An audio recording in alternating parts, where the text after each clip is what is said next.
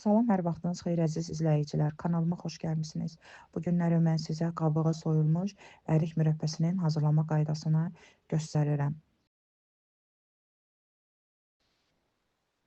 Mürəbbə üçün ərik seçim etdikdə çalışağın ki, orta ölçülü, bərk və sağlam əriklərdən istifadə edəyin. Mürəbbə bişirdikdə, tumu olan mürəbbələrdə bir çox üsullardan istifadə edirik. Bu günləri də mən fikir olsun deyə öz üsulumu paylaşıram. Sushi çöplərindən istifadə edirəm. Bir də videoda gördüyünüz kimi şirə, su içəndə istifadə etdiyimiz plastik yox, şüşə materialından olan borudan istifadə edirəm. İnanın xanımlar, o qədər gözəldir ki, ərik nə dağıldı, nə əzildi. Yəni tumu rahatlıqla çıxır.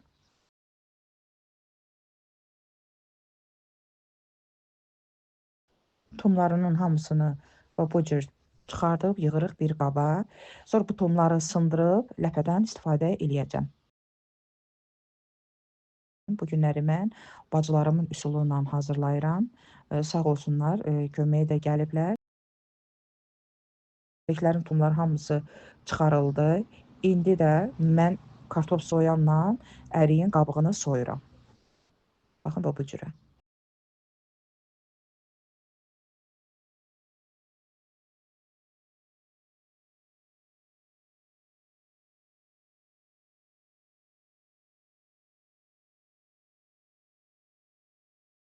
Videonun alt bölümündə açıqlamada resepti qeyd eləyəcəm. Siz oradan istifadə eləyərsiniz.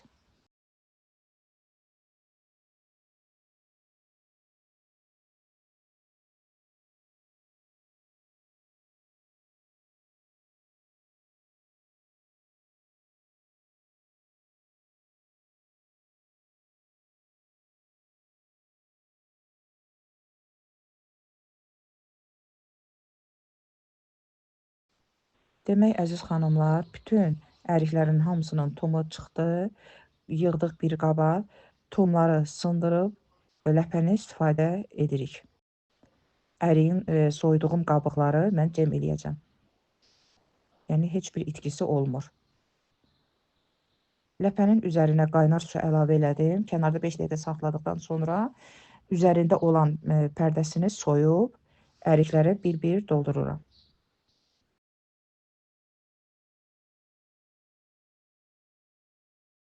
Keçək şərbətin hazırlanmağına.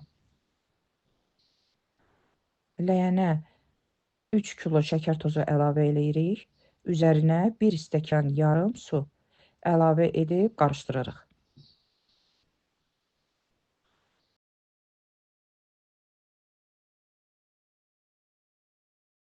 Sonra qazı vam odda edib ləyəni qoyuruq üstə. Vam odda ona görə bişiririk ki, şəkər tozu yanmasın.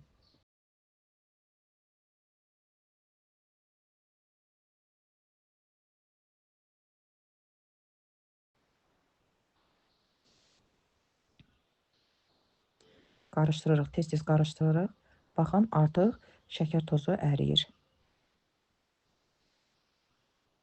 Artıq şərbətimiz hazırdır. Əriyi şərbətə əlavə eləyirik. Bax, burada siz fikir verdiniz. Mən çalışdım ki, qaşıqdan çox az istifadə edeyim. Ləyəni elə silkələyirəm.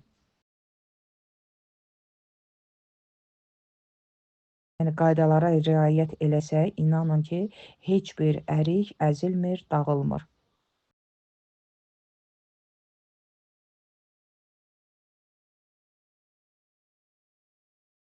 Qazın üzərində 15-20 dəqiqə mürəbbəni bişirib qazı söndürürük.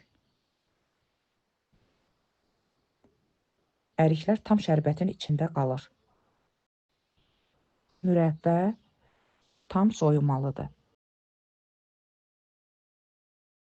4 saat şərbətdə qaldıqdan sonra qazın üstünə qoyub orta odda bişiririk.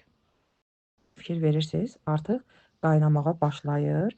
Yarım limonun şirəsini sıxırıq mürəbbəyə, sonra o tumunu atırıq, limon qabığının özünü də mürəbbənin içinə əlavə eləyirik.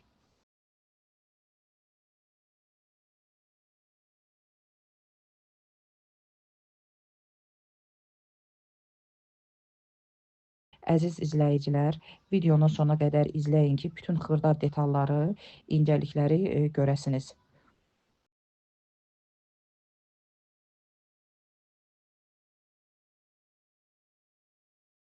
Üzərinə çıxan kəfləri yığırıq.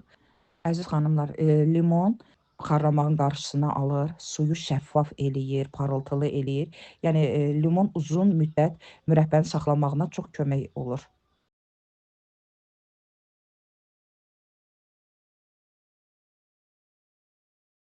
Üzərinə çıxan kəfləri yığırıq, sonra ləyənlə silkələyirik, bütün kəflər yığılır ortaya. Sonra fikir verin, salfet kağızı üzərinə qoyuram, üstündən biraz yüngül basıram, sonra salfeti götürürəm. Onda heç bir kəf qalmır.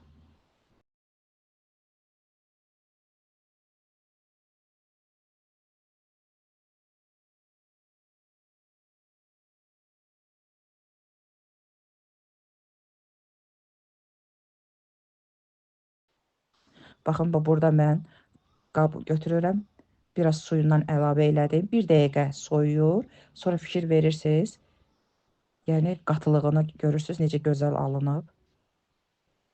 Suyu da həm qatıdır, həm də görürsünüz cızıq da çəkdim, dişmədi. Yəni artıq bişibdir. Qoyuruq tam soyuyur. Soyuduqdan sonra bankalara yığırıq.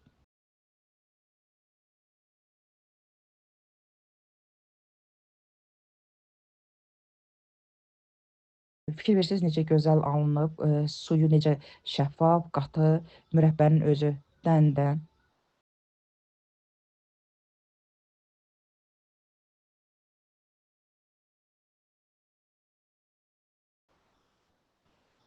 Göz haqqınızı halal eləyin. Videomu bəyəndinizsə, like etməyi, abunə olmağı unutmayın. Allaha əmanət olun.